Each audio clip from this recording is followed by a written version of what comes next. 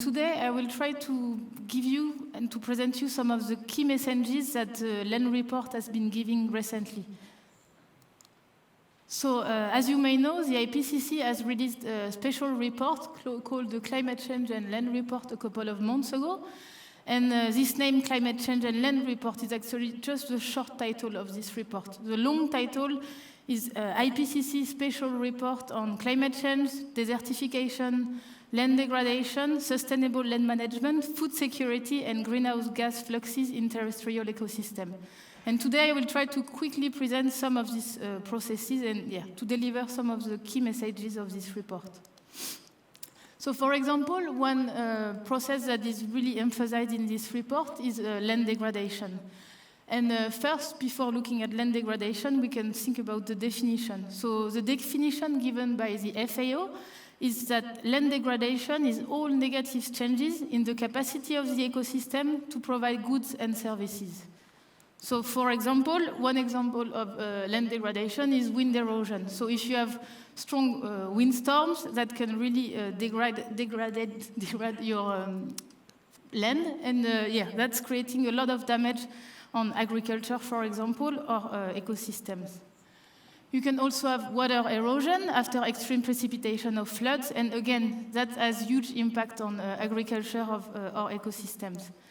And what's interesting in this report is that it says that 1/4 of the Earth's high-free land area is already subject to human-induced degradation.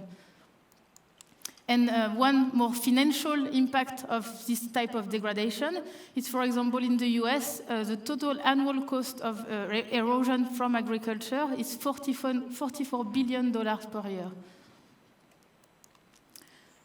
Another type of land degradation is desertification. So that's a type of land degradation that mainly happens in dryland areas. And the definition from the FAO says that it's all irreversible changes of the land to such a state that you can no longer use it. So, for example, in this example here, you'll have a field used for agriculture that becomes a desert, and obviously you can no longer use it for agriculture. And the report says that 500 million of people live in an area which experiences desertification. And if you want a closer example or a more concrete example, another report says that 2/3 of Spain could become a desert by the end of the century. So as you can imagine, this type of land degradation can have a lot of impacts on agriculture or ecosystem, and therefore on food security. And food security is also something that is really emphasized in the report. And something that is quite shocking for me in this report is that in a world where we are really concerned about food security, the report says that 1/3 of the food produced is lost or wasted. The other interesting and quite shocking part of this report is that food security really emphasizes the inequalities in the world. So while you have 821 million people who are undernourished, 2 billion adults are overweight or obese. So that's really something that is emphasized in this report is these strong inequalities too. And one more thing that, there are other things, but one more thing that is emphasized in this report is the potential issues with land-use conflict.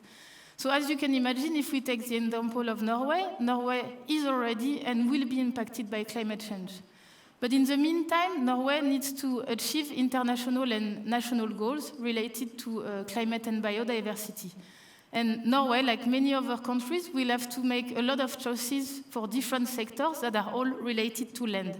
So, for example, related to renewable energy, forest, or agriculture. And as you can imagine, as you will have to make choices related to land for all of these sectors, that can create a lot of land-use conflict. And that's something that also really emphasized in the report. So now to summarize, if you need to remember only one slide from this presentation, that's this one. And in summary, the report says that there is a problem, that land is under growing pressure due to human use and climate change. But there are solutions, and land is really part of the solution. We can have different types of solutions, afforestation, renewable energy, or a wide use of ecosystem. But land can't do it all. We need to act as individuals, as collectively, and also we need to collaborate a lot, different sectors or disciplines, and that's something that's also emphasized, I think, in the report for me. And we need to act sooner than later, if possible. So that's all. Thank you.